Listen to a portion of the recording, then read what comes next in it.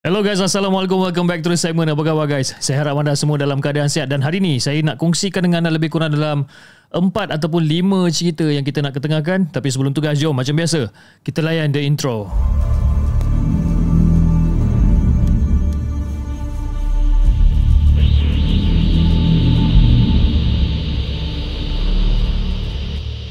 أعوذ بالله من الشيطان الرجيم بسم الله الرحمن الرحيم لو أنزلنا هذا القرآن على جبل لرأيته خاشعا متصدعا من خشية الله وتلك الأمثال نضربها للناس لعلهم يتفكرون صدق الله العظيم.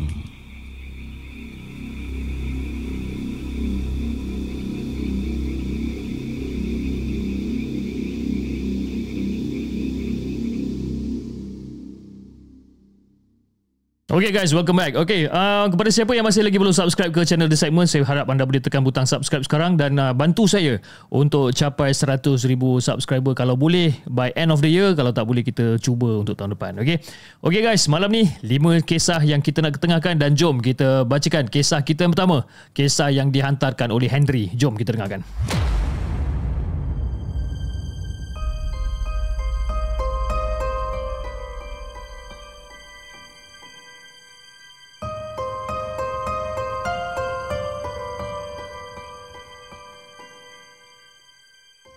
Adakah anda telah bersedia untuk mendengar kisah seram yang akan disampaikan oleh hos anda dalam Markas Puaka? Assalamualaikum kepada semua pendengar di segmen. Waalaikumsalam warahmatullahi. Nama aku Harry. Dan cerita ini berdasarkan member aku yang cerita dekat aku. Terima kasih kepada admin sebab sudi untuk siarkan cerita saya ni. Okey, berbalik kepada cerita member aku tadi. Macam ni kisah dia. Pada satu hujung minggu ni, aku baru balik daripada kedai makan. Waktu tu baru je. Baru waktu maghrib lah. Jadi sampai je dekat rumah sewa aku ni, aku tengok rumah dah gelap is. Lampu bawah je yang menyala. Semua balik lah tu kot. Kan? Jadi rumah sewa tu baru sebulan aku sewa dengan 5 orang kawan aku ni. Dan selalunya pada hujung minggu macam ni, semua orang balik rumah mak bapak diorang. Tinggallah aku seorang-seorang aja kat situ.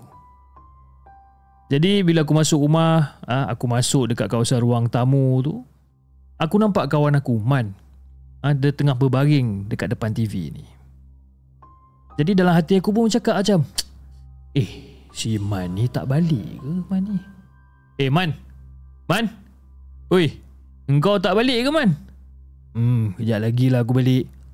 Cantik lah tu. Kalau kau balik kejap lagi, mungkin kejap lagi kita keluar makan lah kot kan. Kita keluar makan. Motor aku rosak Aman. Jadi aku pun naiklah ke atas. Mandi. Solat. Jadi bila aku naik ke atas tu, secara tiba-tiba awek aku call. Dan aku pun layan lah awek aku dekat tingkap. Layan telefon-telefon tengah borak-borak tepi tingkap ni. Sejuk sikit. Jadi tengah-tengah best, tengah cakap telefon apa semua tu, bunyi pintu grill dekat bawah menandakan macam ada orang buka pintu grill tu tau. Ni mesti Man lah ni. Aku dah cakap dah kat dia nak keluar sekali, tak tunggu pula. Lepas tu aku pun jerit lah daripada atas. Oi Man! Oi! Kau nak pergi mana tu? Aku nak pergi makan lah. Oi, tunggu aku! Dia cakap macam tu. Aku pun cakap dah dekat awek aku semua, bye-bye kiss-kiss dengan awek aku semua ni. Jadi kelang kabut aku turun. Jadi bila aku sampai je dekat bawah, sampai dekat luar tu macam sunyi, sepi tau. Cilaka punya Man tinggalkan aku. Aku pun ambil telefon aku dial nombor telefon si Man ni. Aku dial 2-3 kali ni pis, tak masuk-masuk line pada situ. Aku dah jadi panas hati. Terus aku jalan kaki je pergi ke kedai makan siam dekat taman sebelah ni. Jadi balik rumah, aku tumpang kawan. Kan? Masa aku dah habis makan apa semua ni, aku nak balik rumah, aku tumpang kawan aku ni. Jadi bila aku sampai je dekat rumah sewa, tengok-tengok pintu sliding door kena kunci tau. Aku cakap, sudah. Aku mana ada kunci, kan? Dalam hati aku masa ni Fiz, aku memang dah menyumpah si Man ni. Sebab kenapa? Mungkin dia dah balik. Dia dah kunci daripada dalam agaknya.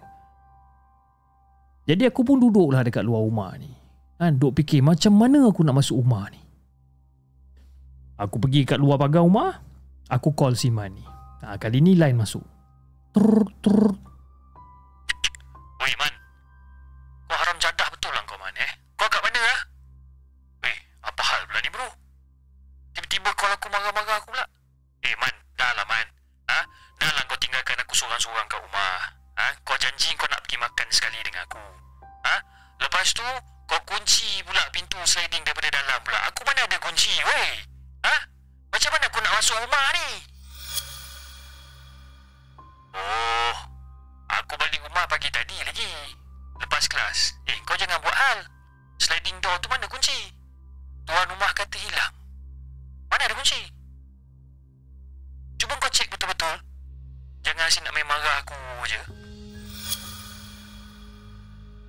Jadi bila si Man cakap macam ni, aku dah terdiam. Habis kalau Man balik pagi tadi, aku bercakap dengan siapa tadi? Dan baru aku teringat yang masa aku nampak Man, masa aku nampak Man berbaring dekat TV tu, aku tak nampak betul-betul muka dia pun. Dan waktu aku bercakap daripada tingkat atas tadi tu pun, aku dengar suara je pun. Aku tak nampak Man yang sebetulnya. Aku tengok rumah sewa aku gelap gelita. Lepas tu aku rasa macam ada benda pelik. Semua tingkap dekat rumah aku ni semua terbuka. Tingkap bilik atas, tingkap ruang tamu. Dan yang paling best, lepas aku dah hang up telefon tu, aku tengok lagi sekali kat sliding door tu pun dah terbuka. Tak ada cerita banyak, aku dah tak masuk rumah tu. Aku terus lari pergi rumah sewa kawan aku, selang 5-6 buah rumah daripada situ. Aku minta bermalam dekat rumah diorang. Dan itulah Hafiz kisah yang aku nak kongsikan dengan Hafiz dan juga kepada semua penonton Markas Puaka. Assalamualaikum.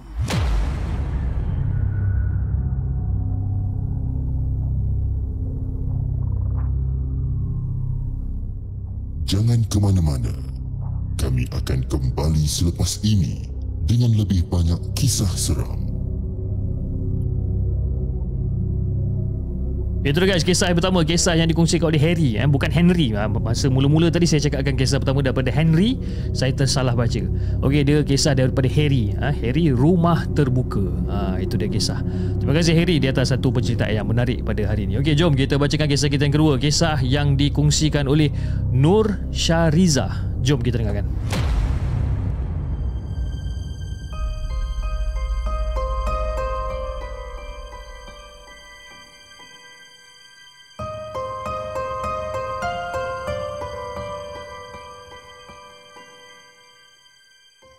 Adakah anda telah bersedia untuk mendengar kisah seram yang akan disampaikan oleh hos anda dalam Markas Puaka?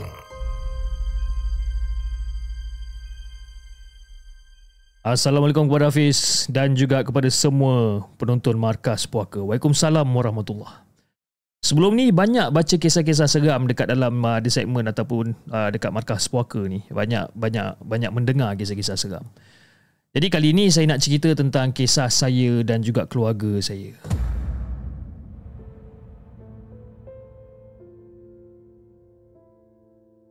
Tapi cerita ni mungkin seram bagi saya. Tapi mungkin tak seram bagi anda semua. Dan kejadian ni jadi dekat utara tanah air. Perlis indah lagi mempersona. Jadi Fiz, saya ni seorang suri rumah yang memang 24 jam dekat dalam rumah. Suami waktu tu masih kerja security guard 12 jam. Jadi masuk kerja malam, balik kerja pagi besok. Kan? Time suami shift siang okey lagi. Tapi kalau suami shift malam, saya dah start takut dah. Dan pada waktu tu, saya ada anak lebih kurang dalam 3 orang lah. Dan salah seorang daripada anak ni selalu nampak benda dan suka bercakap dengan benda tu. Dan sampai sekarang, masih lagi bercakap dengan benda tu. Rumah sewa saya sebelum ni okey je Fiz, tak ada gangguan apa-apa pun. Tapi lepas jiran baru masuk, terus ada gangguan. Jadi Alkisah dia, jiran ni pagar rumah dia ni guna garam dan ladi hitam. Dan kawasan rumah kami ni memang rumah sewa yang sebaris macam teres, tapi dekat-dekat memang tak ada pagar apa-apa tau. Dia macam rumah sebaris, macam rumah teres, tapi tak ada pagar. Okay? Jadi dia ni pun taburlah garam dekat depan rumah dia dan dekat belakang rumah. Sebaris dia tabur ni. Jadi dia tabur daripada rumah saya nombor 1 sampailah rumah yang ke nombor 3 ni. Dia tabur kan. Jadi bila saya tahu dia tabur benda-benda macam ni, jadi saya macam okey lah, saya tak sapu pun lah. Bila nampak garam dengan lada tu, saya macam okey, saya faham benda ni tapi saya buat tak tahu je. Tapi Fiz, start pada tu, tiap-tiap malam saya dengar ada orang menangis dekat belakang rumah. Jadi ada satu malam tu saya cerita dekat member tentang rumah saya ni lah. Dan suami dia ni orang kampung sekitar rumah saya juga. Dan dia beritahu dulu dekat depan rumah saya ni, dekat bendang-bendang tu, selalu ada orang kemalangan dan meninggal dunia dekat situ. Jadi Fiz, nak dijadikan cerita, kalau nak masuk dekat rumah saya ni memang kena lalu kawasan berbukit. Dan dekat depan rumah saya tu dulu ada pondok bas lama. Dan dekat pondok bas tu memang tempat Pontianak selalu melepak. Saya tak pernah tahu benda ni Fiz. Tak pernah tahu. Tapi sekarang pondok tu dah tak ada. Jadi tak tahulah kat mana Pontianak tu pergi melepak kan, sebabkan pondok tu dah tak ada. Jadi tiba-tiba lepas dia cerita tu, perasaan saya ni meronta-ronta nak balik rumah. Walaupun waktu tu dah 4 pagi dah kan. Yalah, gila kan dah dengar cerita hantu. Jadi macam dah tergedik-gedik nak balik rumah pula. Umpama memang hantu ni memanggil lah. Dan waktu saya nak balik tu memang rasa seram sikit. Rasa seolah-olah macam ada orang perhatikan saya. Macam ada benda yang menumpang dalam kereta pun ya juga. Tengah-tengah bawa kereta ni, mata ni meliar tengok kat luar. Dan masa tengah tengok kat luar tu nampak juga satu dua kelibat yang tengah terbang-terbang ni. Memang tak boleh nak lupa kan Fiz. Jadi bila sampai je dekat rumah, takut punya pasal, terus masuk ke dalam rumah tak baca apa-apa dah. Dan malam tu juga dengar ada orang baling pasir dekat atas bumbung. Itu yang pertama. Yang kedua dengar bunyi guli. Dan dengar juga ada orang menangis dekat belakang rumah. Yang jiran saya sebelah rumah ni, yang nombor 2 ni, ada orang tak ada sebabkan dia balik kampung. Dan rumah yang nombor 3 ni pula memang tak ada penyewa. Jadi tinggallah saya dengan anak-anak saya je pada waktu tu. Saya dah mati akal dah habis dan tak tahu nak buat apa. Saya call suami saya suruh suami saya balik. Takutnya pasal. Jadi pagi tu lebih kurang dalam pukul 6 pagi macam tu suami pun balik. Terus suami sapu lada-lada hitam dengan garam tu semua sapu. Kan? Dan suami saya beritahu dekat belakang tu yang menangis tu, itu adalah tempat laluan dia yang dah lama dah kat situ. Jadi bila jiran dah tabur garam lada tu, benda tu dah tak boleh nak lalu. Dan suami boleh cakap macam ni, dia kata sebabkan bila waktu malam dia gunakan tandas, memang dengar bunyi tu menangis atau memang dengar benda tu menangis.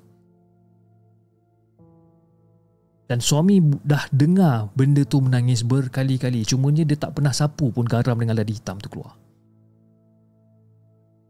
Jadi apa yang pakcik dekat dalam kampung ni beritahu, dekat rumah sewa saya sekarang ni memang laluan untuk benda-benda ni. Jadi lepas dah sapu garam dengan lada hitam tu, alhamdulillah dah tak ada gangguan dah. Cuma sekarangnya saya dah pindah lah. Saya dah pindah sebabkan tak tahan dengan gangguan ular dan biawak pula. Cuma satu je lah saya harap Fish. Harap-harap penyewa baru tak adalah nak tabur-tabur garam dengan lada lagi. Kalau tak, kenalah macam saya. Jadi itulah kisah yang saya nak kongsikan dengan Hafiz dan juga kepada semua penonton Markas Puaka. Assalamualaikum.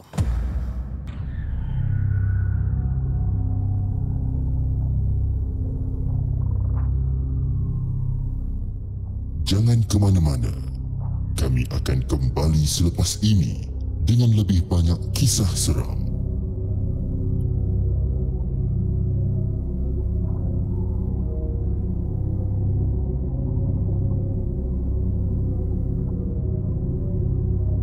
Itu dia guys, kisah yang dikongsikan oleh Nur Syahriza, Rumah Sewa Perlis. Rumah Sewa Perlis. Seram Bila terdengar cerita pasal Rumah Sewa Perlis, saya teringat cerita wife saya masa Mana Suka Podcast episod yang pertama, tentang rumah Perlis lah. Rumah Perlis, ada gangguan di Rumah Perlis kan. Dia tak tahulah, mungkin dekat kawasan Perlis ni memang keras agaknya tempat dia. Okey, bercakap tentang Mana Suka Podcast. Okey, minggu ni pada hari Sabtu jam 9 malam, episod yang ke-9 kalau tak silap saya. Episod yang ke-9. Kita ada lagi 2 episod lagi minggu ni dan minggu depan. Dan minggu ni korang kena datang juga. Okey, ada salah seorang subscriber yang kita tunggu selama ni. Dia akan hadir dan dia akan berkongsikan kisah pengalaman seram beliau. Okey. Dan masa saya buat rakaman Mana Suka Podcast episod yang ke-9 ni, agak seram juga sebenarnya cerita-cerita dia ni kan. Sampai tak senang duduk pun dia juga. Okey. Jadi jangan lupa pukul 9 malam pada hari Sabtu, Mana Suka Podcast episod yang ke-9. Okey, jom kita bacakan kisah kita yang seterusnya, kisah yang dikongsikan oleh Azmi. Jom kita dengarkan.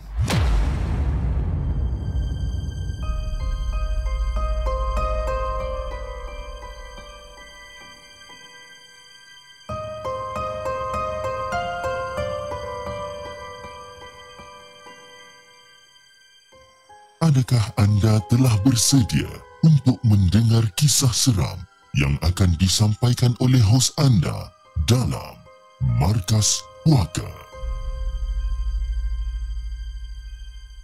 Assalamualaikum kepada semua peminat kisah seram di Markas Puaka. Waalaikumsalam warahmatullahi.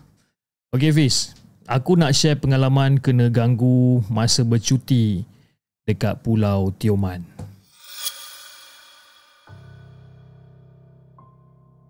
Waktu tu kan Fiz, lepas PKP tau. Lepas PKP dalam tahun 2021 kalau tak silap. Jadi kita orang berempat ni, kawan aku Zaid, Arjun dan juga Din, termasuklah aku ni, kita orang pergi naik feri daripada Tanjung Gemuk ke Tioman. Mulanya si Din dengan si Arjun ni plan ajak kita orang pergi Tioman sebab saja nak healing-healing dekat pulau. Pada mulanya aku tak nak Fish. Tapi disebabkan Arjun ni beria ajak aku dan dia cakap dia dapat promosi penginapan yang agak murah. Jadi aku pun cakap okey lah, aku on je lah. Dia kata murah. Jadi kisahnya bermula bila kita orang sampai dekat JT Kampung Genting. Daripada JT tu kita orang nak ke resort tu tak jauh pun. Lebih kurang dalam 5 minit jalan kaki dah boleh sampai dah. Dan resort tu pula betul-betul berada dekat kaki bukit. Jadi bila dah sampai je dekat kawasan resort tu, aku tengok resort ni memang cantik sangat resort ni. Cuma tak ramai orang. Adalah 1-2 couple mak saleh kat situ. Dan resort ni pula menghadap pantai dan belakang resort tu pula betul-betul dekat kaki bukit. Dan masa tu aku tengok jam pun dah nak dekat pukul 6 petang dah. Jadi bila dah dapat kunci bilik je, si Zaid ni pun teruslah buka pintu dan masuk dalam bilik tu, letak beg apa semua dan terus landing atas katil. Dan kita orang masa tu dapat chalet yang paling hujung sekali. Jadi masa aku masuk bilik ni, aku dah mula rasa meremang satu badan tau. Macam ada benda yang tak kena dengan tempat ni. Sebab apa tau? Bilik tu dia macam agak suram. Dan mungkin disebabkan chalet ataupun bilik tu di hujung sekali bersebelahan dengan hutan, mungkin disebabkan itulah dia rasa macam seram sikit. Okey, part yang aku kenanya malam tu, lepas mandi, makan apa semua ni, aku pun keluarlah dekat chalet depan tu untuk pergi isap rokok kan. Aku ajaklah Din dengan Arjun lepak dekat beranda depan chalet ni, sambil-sambil borak-borak kosong. Tengah-tengah isap rokok, tengah-tengah borak-borak kosong masa tu, tiba-tiba aku macam aku macam ada bau benda busuk. Aku mula-mula ingatkan macam bangkai kucing ke apa ke. Sebab apa? Sebab bau tu dia macam seimbas lalu je. Dia kena kat hidung aku sekejap, dalam 2-3 saat macam tu dia hilang. Lepas tu dah habis smoking tu, Arjun tanya aku, Mi, jom masuk Mi, dia kata. Jadi aku pun masuklah dulu. Aku cakap kat dia, masuklah dulu, tak apa, aku nak habiskan rokok aku ni, aku cakap. Dan lepas pada tu, si Arjun dengan Din pun masuk semula, tinggallah aku seorang-seorang dekat depan beranda tu. Aku pun isap rokok macam biasa lah, berrokok panjang lagi, bis. Nak buang sayang. Cap. Dan masa aku tengah isap okok ni, masa ni aku dengar macam ada bunyi suara kera tau. Suara kera dekat atas pokok sebelah chalet tu. Jadi aku pun buat bodoh lah, buat tak tahu. Sambil-sambil aku keluarkan handphone dan teruskan smoking. Aku main-main handphone, isap okok. Lebih kurang dalam 5-10 minit macam tu, ada ranting kayu betul-betul jatuh dekat atas tanah depan beranda. Kan? Kayu tu pula, dia bukan jatuh daripada atas tau. Dia jatuh daripada bahagian tepi, seolah-olah macam ada orang baling tau. Jadi aku pun macam, aku pandang keliling chalet masa tu, tak ada apa-apa. Okey, tak apalah. Aku isap okok lagi, aku layan lagi video TikTok masa tu. Aku tengah layan. Jadi selang beberapa minit macam tu, ranting yang sama jatuh lagi sekali kat depan aku. Aku macam, apa benda pula ni? Aku pandang keliling, tak ada orang. Aku pandang ke atas. Bila aku pandang ke atas, memang aku jelas nampak ada pontianak kaku je tengah duduk dekat atas dahan pokok tu. Aku terkejut gila. Dan benda tu tunduk aje. Dia tunduk, tak nampak muka. Aku istighfar banyak-banyak kali. Sambil-sambil tu aku berlari masuk dalam chalet masa tu. Jadi masa aku tengah masuk ke dalam kabut ni, si Zaid, Din dan juga Arjun ni macam terkejut lah dengan keadaan aku yang tergopoh-gapah ni. Dan masa tu muka aku dah memang betul pucat dah. Pucat lesi. Lepas tu Din pun tanya, Mi, kau nampak benda tu Mi? Aku senyap. Lepas tu si Arjun pula cakap, tu lah Mi, sebenarnya kita orang dah nampak ada benda tu dekat pokok. Cuma kawasan situ macam agak gelap sikit. Tapi kita orang nampak kain putih tu dekat atas pokok. Sebab itu aku ajak kau masuk dulu tadi. Tapi kau kata kau nak isap okok dulu, jadi kita orang masuk dulu. Rupa-rupanya si Din dengan si Arjun tu dah tahu, dan diorang dah nampak benda tu. Jadi aku yang dalam keadaan menggeletar ni, aku cakap, korang ni memang sial betul lah. Kenapa kau tak bagi tahu aku? Dan aku tengok Din senyum je. Dan si Zaid ni pula punya berani. Dia boleh bangun, dia pergi buka pintu tu, kot-kot benda tu ada lagi kat pokok. Dia nak tengok benda ni. Gila punya si Zaid ni. Jadi malam tu kita orang tidur sambil-sambil lampu tu terbuka. Din pasang surah Quran, tapi volume perlahan je. Jadi aku pun bisik lah kat si Arjun ni, Jun, besok kita belah check out lah Jun. Aku meremang lah duduk sini, macam nak rasa macam nak demam punya juga. Jadi si Arjun, Zaid dengan Din cakap okey untuk check out pagi esok. Dan esok pagi tu kita orang terus gerak balik. Mula-mulanya kita orang plan nak stay 2 malam. Sebab tak berbaloi sangat datang jauh-jauh stay 1 malam je. Tapi bila dah kena macam ni, elok aku check out je, terus balik je besok pagi. Dan plan nak check in dekat Mersing 1 malam sebelum balik ke KL. Jadi masa tengah tidur macam tu kan, dalam keadaan nyenyak tak nyenyak aku tengah tidur ni, lebih kurang dalam pukul 3-4 pagi macam tu lah, aku terdengar macam ada orang ketuk tingkap tau. Masa tu nak bagi gambaran, masa tu bilik gelap gelita. Okay? Walaupun masa mula-mula tu kita orang tidur dengan lampu terbuka ni, bilik gelap gelita ni. Tak tahulah siapa yang gatal begitu tutup lampu, bilik gelap gelita. Surah yang Din pasang tu pun dah terpadam. Dah lah dekat tepi tingkap tu hutan. Dan aku dengar lagi bunyi tu. Tapi bunyi tu makin lama makin kuat, sampai macam rasa macam nak pecah tingkap ni. Jadi aku yang tengah berdebar ni pun rasa macam nak marah pun ada. Sebab kalau katakanlah tingkap tu pecah, tak pasal-pasal kita orang pula kena ganti dengan owner nanti kan. Jadi aku pun tengoklah dekat si Din ni. Aku tengok si Din ni tengok macam elok je dia berdengkur lagi tidur kan. Si Zaid pula bangun dalam keadaan mamai tanya aku, aduh, siapa yang ketuk tingkap malam-malam ni bro? Entah. Aku cakap macam tu, aku cakap entah je. Jadi aku pun bangun. Aku petiklah switch lampu. Dan bila lampu bilik tu terbuka, benda tu terus tak ketuk lagi dah tingkap tu. Jadi si Zaid kejutkan Din dan juga Arjun.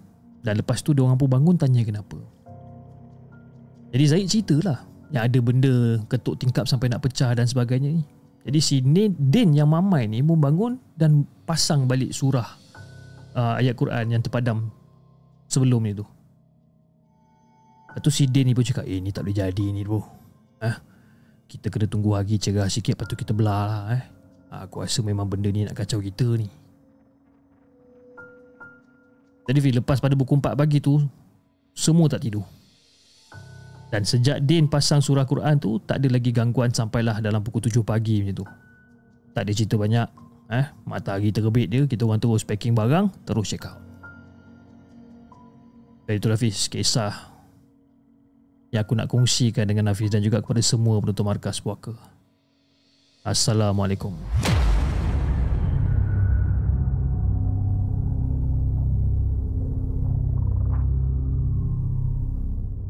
Jangan ke mana-mana. Kami akan kembali selepas ini dengan lebih banyak kisah seram. Itu dia guys, kisah yang dikongsikan oleh Azmi dengan kisah dia yang berjudul Gangguan di Resort Pulau Tioman. Seram Gangguan di Resort Pulau Tioman. Siapa yang suka pergi ke resort sana, resort sini, pergi bercuti dekat pulau-pulau ni, berhati-hatilah. Ataupun kalau korang ada pengalaman diganggu masa tengah bercuti, mungkin anda boleh kongsikan pengalaman anda dengan ada segmen. Anda boleh hantar email kepada kami di hello@gmail.com ataupun anda boleh even WhatsApp pada kita. Nanti kita punya moderator Kak Ena ataupun Faizal ataupun Lil Level 872 ataupun Reka Dave sendiri, diorang akan naikkan WhatsApp number nanti. You guys boleh klik dekat WhatsApp number tersebut dan boleh contact kita lah untuk berkongsikan tentang kisah-kisah seram. Okay, alright, jom kita bacakan kisah kita yang seterusnya. Apa sebab suara saya ni macam lain dia jadi macam perit pula telinga ni. Okey, kisah yang seterusnya, kisah yang dikongsikan oleh Mika. Jom kita dengarkan.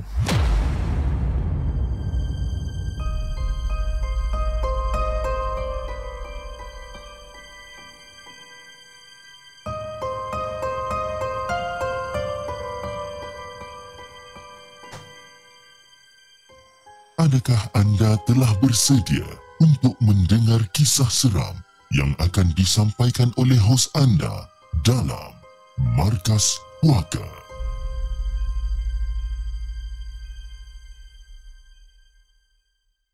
Assalamualaikum kepada Cip dan juga kepada semua penonton Markas Puaka. Waalaikumsalam warahmatullahi. Terima kasih kepada Cip sebab ceritakan kisah saya tentang rumah sewa kampung berpuaka. Jadi kali ini saya nak ceritakan tentang penampakan yang pernah berlaku dekat situ. Jadi Fiz, setiap penjuru rumah saya ni dulu setiap penjuru rumah saya duduk dulu mesti ada ladang kuda. Jadi biasalah Fiz, time tu pun budak-budak lagi kan, memang tak tahu pun apa benda tu ataupun apa kegunaan benda ni sebenarnya. Kita orang boleh siap main lagi benda ni. Rupa-rupanya bila dah besar ni barulah kita orang tahu yang benda tu digunakan untuk halau hantu raya. Jadi masa baru duduk rumah tu memang kita orang selalu kena kacau. Tapi kacaunya bila bapak saya tak ada kat rumah. Time tu lah dia menggila, kacau kita orang. Cakar dinding lah, sepak pintu dapur lah, baling pasir lah, benda-benda ni lah. Jadi bila dengar je benda macam tu, mesti mak kita orang suruh kita orang diam. Tapi itulah, diamnya sekejap je pun. Yalah sebab kita orang ni ramai, masing-masing pula jenis yang adik-beradik yang tak makan saman. Jadi bila dah selalu kena kacau macam tu, kita orang pun dah jadi macam lali dan macam terbiasa dengan benda-benda tu. Jadi bila dia kacau kita orang je, kita orang buat tak tahu je lah. Kalau dia sepak pintu, kalau dia sepak pintu ke, kami sepak balik pintu tu. Punyalah bebal Pis masa kecil-kecil dulu kan. Jenis yang orang kata tak takut langsung. Jadi bila dah lama-lama tu, barulah benda tu munculkan diri dia. Dia seluk lubang bilik air lah. Bayangkan Bayangkan tangan dia sikit punya besar, dia boleh seluk lubang bilik air yang kecil tu. Tangan dia ni penuh bulu. Jadi Fiz, nak dijadikan cerita, kakak saya pernah kena kacau time tu. Tapi kakak saya ni pula jenis yang berani orang dia. Jadi bila dia nampak je benda tu seluk pada lubang lubang bilik air time tu, masa tu dia tengah nak kencing tau, dia nampak benda tu macam seluk tangan dia dekat lubang tu kan. Kakak masa tu sempat lagi lah pergi ambil air panas dekat dapur tu, pergi jirus dekat tangan tu. Sekelip mata benda tu hilang. Mungkin hantu tu melecur tangan agaknya. Padan muka siapa suruh cik pasal. Jadi lepas pada kakak saya jirus air panas tu, terus kakak saya pergi ambil parang, pergi kat belakang rumah kejar benda ni. Bayangkan tengah-tengah malam ni. Tengah-tengah malam nampak kakak saya tiba-tiba berlari keluar daripada rumah. Kita orang pun terkejut, ingatkan kenapa kan. Rupa-rupanya dia pergi kejar benda tu.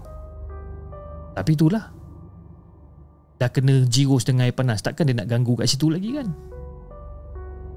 Jadi Fiz, bukan tu je tau dia kacau. Pernah lah abang-abang saya pun kena kacau juga. Yelah, waktu tu pakat semua kecil-kecil lagi kan. Jadi abang-abang saya pun masa tu baru darjah 5, darjah 6 macam tu lah. Jadi masa duduk dekat rumah tu, mak saya ni kerap sangat tak sihat. Bila bangun je pagi-pagi kan, habis badan-badan dia semua lebam-lebam badan-badan ni. Jadi seberang rumah saya ni adalah lebih kata jiran 2-3 biji rumah lah kan? Rumah 2 beranak, mertua dan juga menantu. Jadi mak kami ni asal tak sihat dulu, mesti pergi rumah makcik depan tu, macam tahu-tahu je. Makcik depan tu macam tahu-tahu je yang mak saya tak sihat. Mesti tiba-tiba je dia datang rumah tanya keadaan mak macam mana. Bayangkan orang tua jalan terbongkok-bongkok tapi gagah duk berjalan kaki menyeberangi jalan untuk pergi ke rumah kita orang. Lepas tu bila dia sampai ke rumah kita orang, dia tanya keadaan mak macam mana, sihat ke tak. Pada waktu tu Fiz, saya tak adalah syak apa-apa, tapi bila lama-lama tu barulah saya syak. Kerja opah tu dia dah tak mampu nak bagi makan dekat peliharaan dia ni, dia hantar kat kita orang. Habislah lebam-lebam badan mak masa tu dia kerja kan. Yang boleh tangkap syak dekat opah ni pula, masa dia meninggal. Masa dia nak meninggal tu, zinc kena buka. Jadi pada waktu tu dalam bilik air, masa diorang tengah mandikan jenazah, nampak ada seekor beruk, besar sangat beruk ni. Rupa-rupanya itulah bendanya. Hantu raya. Menantu dia sendiri cerita kat kita orang. Tapi kita orang tak cerita pun lah apa-apa benda yang berlaku dekat dalam rumah kita orang ni kan. Oh ya Hafiz, lupa pula part abang-abang saya tadi. Dulu masa mak kerap sakit ni, bila time bapak saya bawa mak pergi ke hospital, abang-abang saya ni lah kena tunggu kat rumah. Kadang-kadang dengar cerita diorang pun rasa macam kesian punya juga. Sebab apa? Sebab diorang kena kacau time tengah masak guna dapur kayu belah luar. Dinding dapur kayu cuma jaring petak-petak aje. Jadi memang nampak lah dekat belah luar rumah ni. Jadi abang saya pun cakap lah, tiba-tiba masa tengah-tengah masak tu nampak lembaga hitam besar gila tengah berdiri. Tengah berdiri, badan dia macam gagah perkasa ni. Tapi abang-abang saya ni gagahkan diri juga untuk memasak ni kan? Dan saya pun cakap lah, itulah saya cakap Fiz, kita orang adik-beradik ni macam dah lali tau kena kacau-kacau ni. Kalau orang lain rasa dia memang dah tinggalkan dah kot tempat tu, ataupun dah tinggalkan kot apa benda yang ada dekat atas dapur tu, mesti dah cabut lagi je. Dan bukan kejadian tu je Fiz, saya pernah lah juga kena hamun dengan kawan sekolah sebab dia cakap dekat depan jalan rumah kita orang tu ada hantu raya. Benda tu lah yang menyebabkan dia aksiden motor masa tu. Besar gila berdiri tengah-tengah jalan katanya. Tak sempat dia nak mengelak, terbabas. Jadi kawan saya duk marah saya benda. Manalah kita orang tahu, bukannya kita orang punya pun.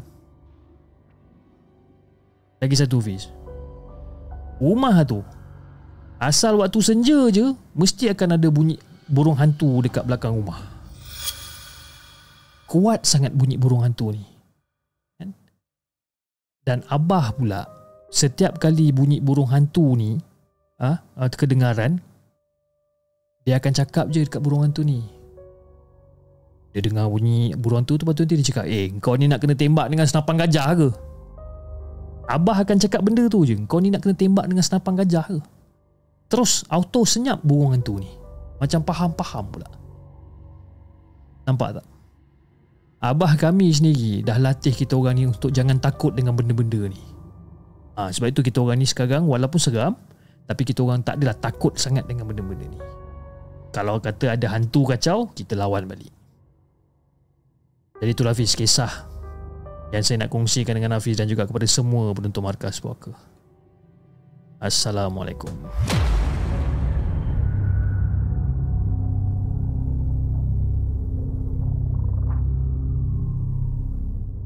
Jangan ke mana-mana.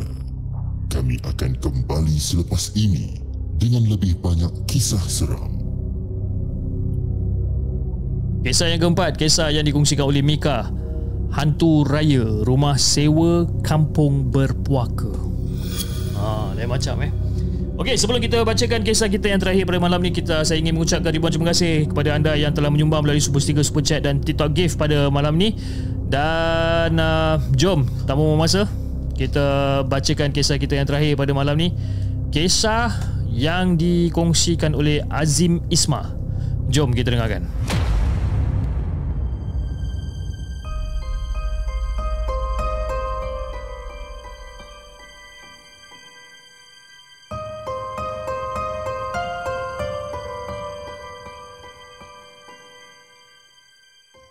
Adakah anda telah bersedia untuk mendengar kisah seram yang akan disampaikan oleh hos anda dalam Markas Puaka?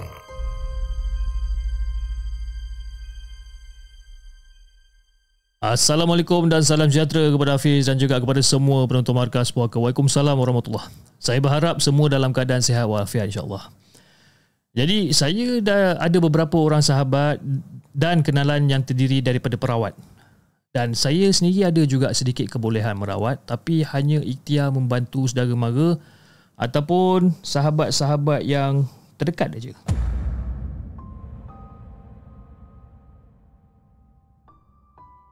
Kadang-kadang ada juga permintaan daripada kawan-kawan untuk membantu kenalan dorang ni. Tapi kalau saya rasakan kes dorang ni macam berat, biasanya saya akan serahkan kes tersebut kepada sahabat-sahabat perawat yang lain kerana mereka lebih berpengalaman. Jadi Fiz, beberapa tahun yang lepas ada permintaan daripada seorang kawan untuk membantu ikhtiarkan kes kenalan dia, seorang wanita yang bernama Ina. Jadi Fiz, saya boleh katakan yang kes Ina ni adalah satu pakej lengkap kerana semua tanda gangguan makhluk halus ada pada diri Ina ni. Ina ni selalu bermimpi hantu, binatang buas, jatuh daripada tempat tinggi dan macam-macam lagi lah mimpi buruk. Dan selain tu juga, dia selalu juga nampak kelibat dan juga kena tindih. Jadi Ina ni pula, dia dah berkahwin. Dia dah berkahwin dan selalu bergaduh besar dengan suami dia ni. Tapi itulah nasib baik suami dia ni jenis yang penyabar. Dan juga faham keadaan Ina ni. Dan Ina ni pula dah beberapa kali pregnant. Tapi setiap kali tu jugalah anak dia tu macam hilang daripada kandungan dia, sehingga kan doktor yang memantau Ina daripada awal ni macam heran macam mana benda ni boleh berlaku. Jadi si Ina ni dia macam banyak kali berubat tau. Banyak kali berubat, sama ada secara moden ataupun rawatan Islam. Tapi setiap kali dia berubat secara rawatan Islam ni, Ina ni dia macam akan kerasukan. Tapi masalah gangguan yang dihadapi tu masih lagi berlaku. Jadi saya pun membuatlah temu janji untuk Ina bertemu dengan sahabat perawat yang bernama Alif. Kali ini giliran Alif pula untuk bersemuka dengan makhluk-makhluk yang mengganggu Ina ni. Jadi nak jadikan cerita, hari yang dijanjikan pun dah tiba. Jadi saya pun bagi lokasi lah. Saya pun memberi lokasi rumah Alif kepada Ina dan kita orang bertemu pada masa yang dijanjikan. Jadi Ina pada waktu tu datang dengan suami dia. Nama suami dia ni Adam. Jadi setelah Alif temu bual Ina dan juga Adam secara ringkas tentang masalah gangguan yang Ina hadapi ini, sesi rawatan pun dimulakanlah. Dan pada waktu tu Ina duduk berlunjur dekat atas kapet lantai. Yang si Alif ni pula dia duduk, jadi posisi duduk dia tu macam tahiyat awal. Duduk dekat belakang Ina. Jadi saya dengan Adam duduk tak jauh daripada Ina dan juga Alif. Jadi Alif masa tu tadah tangan dia ni, berdoa supaya ikhtiar untuk membantu Ina ni dipermudahkan oleh Allah. Dan kemudiannya tu si Alif ni pun bacalah beberapa potong ayat suci Quran. Sebelum sempat habis ayat dibacakan itu, si Ina ni secara tiba-tiba dia dah mula goyangkan badan dia kiri kanan. Macam tu tau. Mula-mula perlahan je dia goyang kanan, dia goyang. Tapi makin lama makin agak agresif pergerakan dia ni. Tapi wajah Ina ni masih lagi tunduk ke bawah ni. Goyang macam ni. Jadi masa dia goyang macam ni, tiba-tiba keluar satu suara. Jangan ganggu urusan aku. Jangan ganggu urusan aku. Dan suara tu memang jauh beza dengan nada suara sewaktu sesi temu bual tadi. Walaupun amaran tu ditujukan kepada Alif, tapi wajah Ina ni masih kekal tunduk. Dan dia tak pandang langsung mata Alif ni. Jadi Ina yang mula-mula tadi duduk belunjur tadi tu dah mula ubah posisi dia kepada melutut dan kelihatan seolah-olah macam nak bangun. Jadi Fiz, sebelum ni saya tak pernah lagi tengok kes kerasukan yang agresif macam ni. Jadi bila saya nampak Ina macam ni, saya dah jadi kata macam naik seriau lah. Dan masa tu saya dah get ready, bersedia untuk menghadapi apa-apa kemungkinan. Bila tengok si perangai Ina ni dah makin lama makin agresif ni, cara dia bernafas pun lain, muka dia garang. Sambil-sambil dia bernafas tu, sambil-sambil tu dia mendengus. Dan dia punya kemarahan tu seolah-olah macam nak menekam tau. Tapi saya pelik walaupun macam tu, saya tengok Alif ni macam relax. Dia relax, dia tenang je menghadapi situasi tu. Jadi saya pun okey lah. Saya tengok Alif pun jadi relax, saya pun terpaksa relax lah. Saya percaya pada Alif. Sebabkan apa? Dia dah bertahun-tahun merawat dan sudah ada ratusan kes seumpama macam tu yang pernah dihadapi. Jadi ilmu silat si Alif ni pun bukan calang-calang. Jadi saya yakin lah si Alif ni memang cukup bersedia lah untuk hadapi benda-benda ni semua. Dan tiba-tiba si Alif ni buka mulut. Okey, tenang. Ni siapa ni? Tanya Alif pada Ina masa tu. Atau lebih tepatnya kepada jin yang tengah merasuk si Ina ni. Itu bukan urusan kau. Kau jangan campur urusan aku. Dan jin tu ulang balik amaran dia tau. Jadi si Alif ni cakap balik kat jin ni, aku kena campur tangan. Aku kena campur tangan sebab dia yang minta tolong. Yang dia tak nak tu adalah kau. Jadi sepatutnya engkau lah jangan campurkan urusan dia. Aku jaga dia. Engkau jaga dia? Sejak bila pula engkau jaga dia ni? Dah lama aku jaga dia. Dah lama? Lama tu sejak bila? Sejak daripada dia kecil ke? Ya, sejak dia kecil. Oh, engkau daripada mana ni? Aku pendekar dari Perak. Oh, pendekar rupanya. Bulan lepas ada jin cakap bahasa Cina yang kacau dia tu engkau ke? Engkau ke yang kacau dia juga? Bulan lepas bercakap Cina siap dengan aku. Engkau ke? Jadi semasa temu bual ringkas Adam tu, Adam ada bagi tahu yang Ina pernah bercakap bahasa Cina sewaktu kerasukan yang tak lama dululah. Lepas tu si Ina ni pun menjawab balik, bukan aku.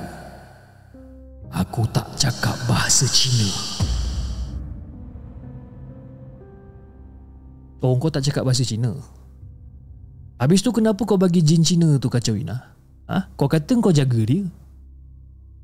Kenapa kau tak halau je jin Cina tu? Jadi pada waktu tu Fizan, terdiam tau pendekar Perak ni. Bila Alif tanyakan soalan yang macam tu. Ni aku tanya kau ni, kenapa kau tak jaga dia? Masa dia kena rasuk dengan jin Cina tu. Kenapa diam? Jin Cina tu lagi kuat dari aku. Dan kali ni suara pendekar ni dia macam agak kendur sedikit. Tak seagresif awal-awal tadi. Dah lah. Kau duduk tepi dulu. Aku nak bercakap dengan jin lain yang berada dekat dalam badan perempuan ni.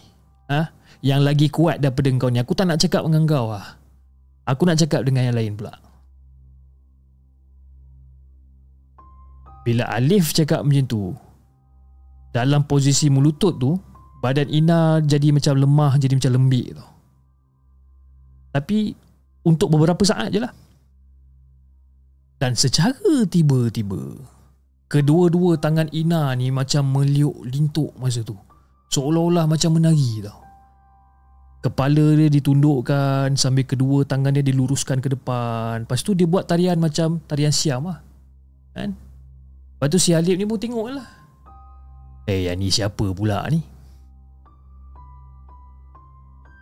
Dan kali ni, Ina bercakap dengan suara yang sangat halus, seperti pelat Siam sikit. Agak susah untuk kita orang nak fahami butir-butir percakapan dia ni. Jadi si Alif ni pun tanya balik, kau ni daripada Siam ke? Dia angguk. Engkau faham cakap bahasa Melayu? Jadi pada waktu tu si Ina ni cuma membalas dalam pelat Siam yang tak difahami tadi tu. Dan dalam beberapa minit jugalah dialog antara Alif dan juga Jin Siam ni. Tapi memandangkan percakapan dia kita pun tak faham, Alif terus memberi dua kata. Kalau dilayan, sampai ke malam pun belum tentu selesai sesi rawatan ni. Jadi si Alif ni pun terus sound balik lah. Dia sound balik dekat si Ina ni. Dia cakap, okey baiklah, kalau kau nak perangai macam ni, aku tak nak banyak cakap. Aku nak cuma kau keluar je daripada badan Ina ni. Kalau kau tak nak keluar, aku bunuh kau. Kau nak keluar ke kau tak nak keluar sekarang?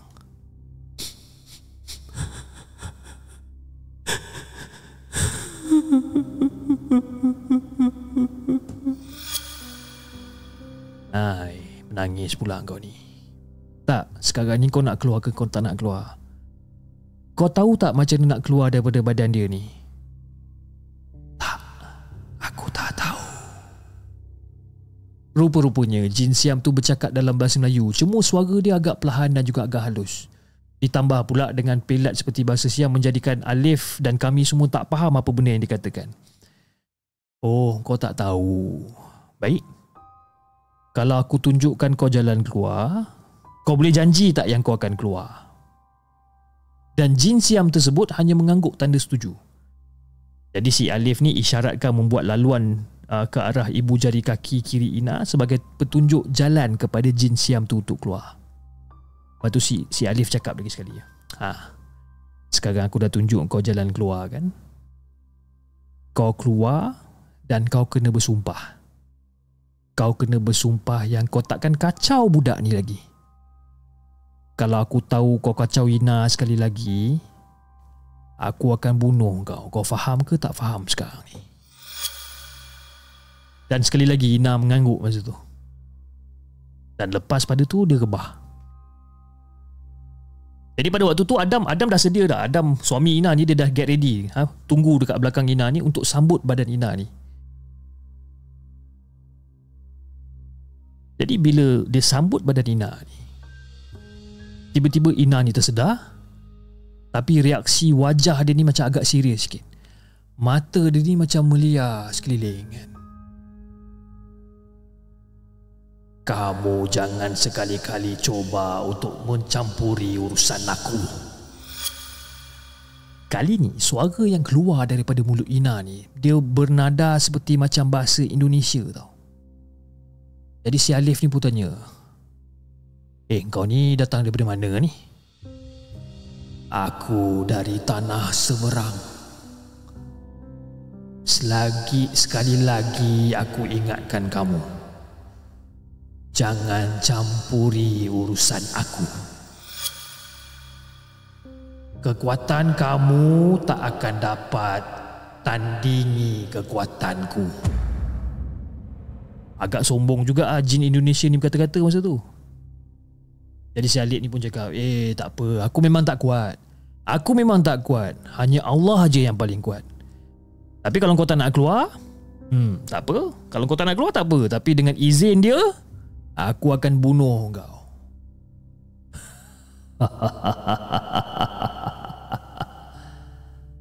Jangan kau ingat aku percaya yang kamu bisa membunuhku.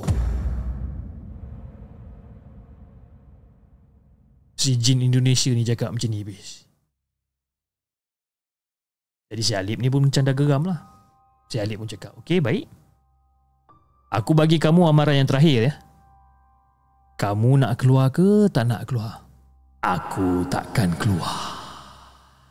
Aku takkan keluar dari sini. Dia kepunyaanku.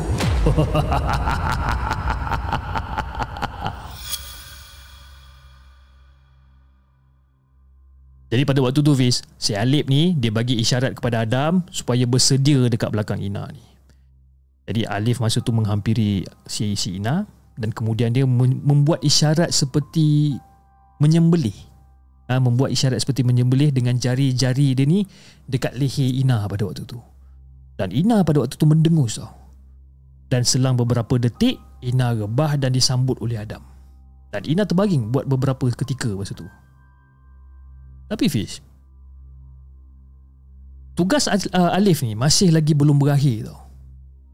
Bila Ina bangun lagi sekali dengan mata dia yang terjegil macam ni. Dan pelakuan dia ni macam agak agresif sikit. Dan kali ini Ina membuat gerakan tarian siam.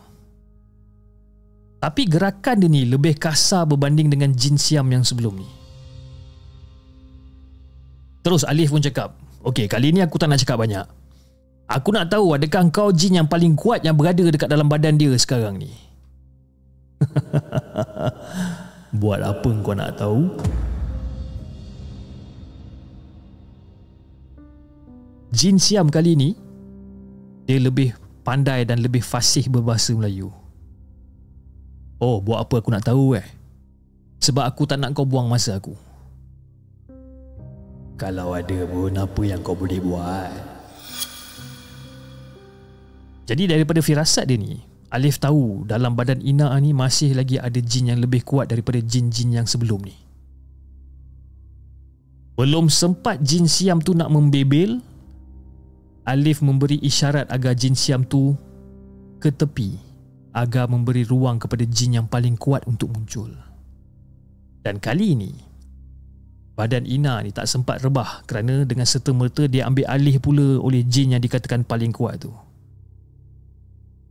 Jadi si Alif pun pandang je Ina ni. Ina ni masa tu macam relax ke? Dia relax, mata dia belia macam tu, dia relax, kepala dia kiri kanan. Oh, jadi engkau lah ketua yang mengganggu Ina ya?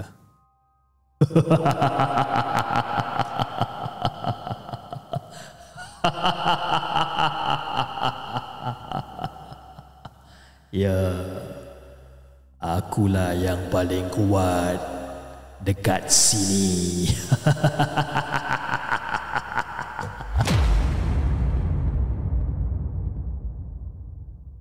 Ni sejak bila kau mula ada dengan Ina ni ya? Dah lama dah. Daripada dia kecil lagi. Kau buat apa dekat dalam badan Ina ni? Banyak lagi ke jin lain yang ada dekat dalam badan dia ni?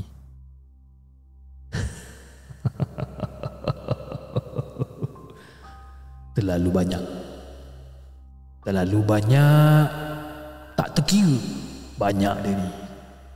Dekat sini adalah kampung bagi kami ni. Oh, kampung kau. Sekarang ni Ina tak nak badan dia ni dijadikan kampung oleh korang semua. Dan dia minta tolong aku untuk keluarkan kamu semua daripada sini. Faham tak?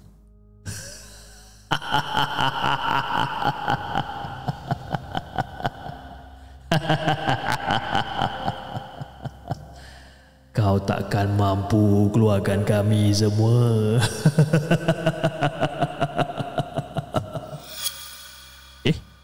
Kenapa pula? Engkau dah tengok kan apa jadi dengan kawan-kawan kau tadi? Ada yang keluar dengan sukarela. Ada juga yang aku bunuh.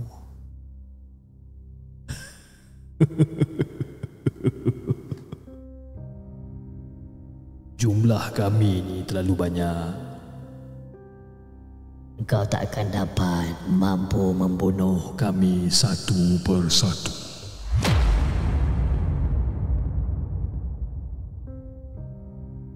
Tak dapat nak bunuh kau satu persatu. Okey, aku nak tanya kau. Kau tahu tak kacang panjang?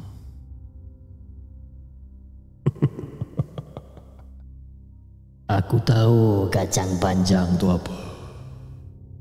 Aku tahu. Kacang panjang tu apa? Kenapa? Kenapa kau tanya aku pasal kacang panjang tu? Okey. Kacang panjang. Kacang panjang ni bila kita dah masak, kita akan potong dia pendek-pendek tau. Okey, kita potong dia pendek-pendek supaya dia senang dimasukkan ke dalam periuk. Jadi kalau kacang panjang tu satu je, kita potong macam biasa. Tapi kalau banyak, kau tahu apa benda yang kita boleh buat? Kita ikat semuanya dan barulah kita boleh potong dengan serentak. Masa tu si Alif tu tengah jelaskan benda yang macam ni lah dekat jin ni. Tak tahulah faham ke tidak si ketua jin ni dengan analogi yang dibuat oleh si Alif ni. Jadi pada waktu tu Fiz, Alif minta Adam untuk bersedia memegang dan juga menampung badan Ina daripada rebah ni. Jadi tanpa berlengah, si Alif ni menghampiri si Ina. Alif mengumpulkan semua jin tu dalam satu ikatan dan meletakkan jarinya pada leher Ina. Dan Alif membuat isyarat untuk menyembelih. Dan kali ini badan Ina ni bergegar tau. Kedua tangan dan juga kaki dia ni menggelepar masa tu. Nafas dia mendengus-dengus sambil terbatuk-batuk seolah-olah macam tersedak punya juga. Macam tu. Dan gaya dia ni tak ubah seperti lembu yang kena sembelih tau.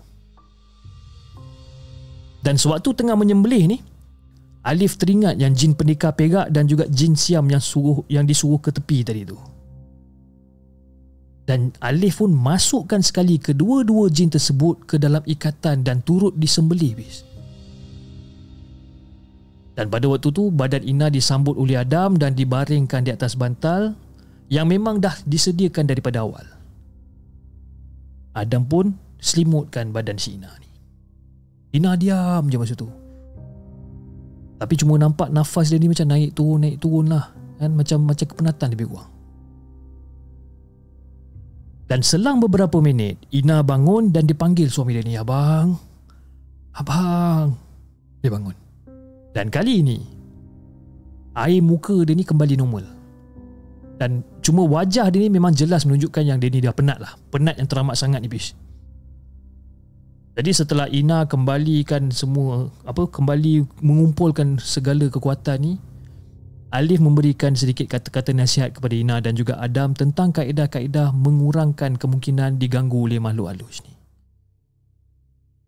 Jadi memandangkan gangguan yang dihadapi oleh Ina tu selalu berulang walaupun telah berkali-kali mendapatkan rawatan ni, Alif mencadangkan Ina dan juga Adam datang sekali lagi untuk berjumpa dengan dia untuk membolehkan Alif ni membuat pemantauan dan juga mengurangkan kemungkinan gangguan tu berulang. Jadi Fiz, selepas pada hari itu, saya sendiri tak pasti sama ada Ina dengan Adam pergi ke tak lagi sekali untuk berjumpa dengan Alif, kerana saya bagi tahu diorang, saya dah bagi tahu diorang supaya diorang terus berhubung dengan Alif dan buat appointment ataupun buat temu janji dengan dia kalau nak buatkan kata rawatan susulan. Dan saya berharap sangat-sangat supaya Ina tabah menghadapi segala ujian dan diberikan kesembuhan oleh Allah. Hanya Dia yang maha berkuasa atas segala sesuatu. Wallahualam. Itu Fiz kisah yang aku nak kongsikan dengan Hafiz dan juga kepada semua penonton Markas Puaka. Assalamualaikum.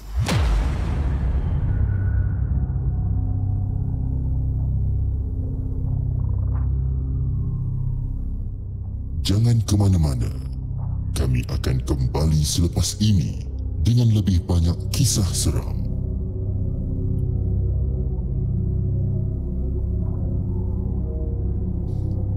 Itu dia guys, kisah yang terakhir, kisah daripada Azim Isma dengan kisah dia yang berjudul Rasukan 5 Jin. Wah, menarik cerita ni kan.